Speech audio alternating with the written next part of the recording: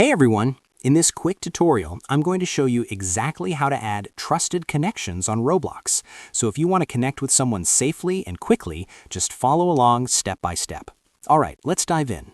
First, open your Roblox app.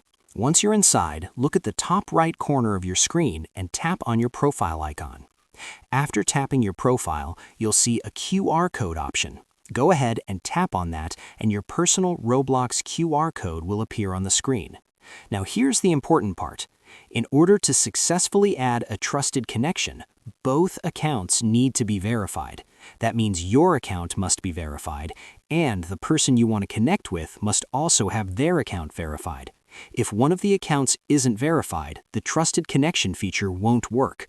Once both accounts are verified, the person you want to connect with needs to scan your QR code directly from their device.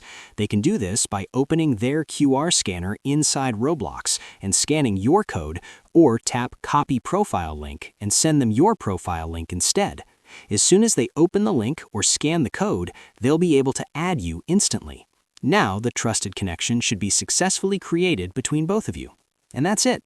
That's the easiest way to add trusted connections on Roblox. If this helped you out, don't forget to like the video and subscribe for more quick and easy tutorials.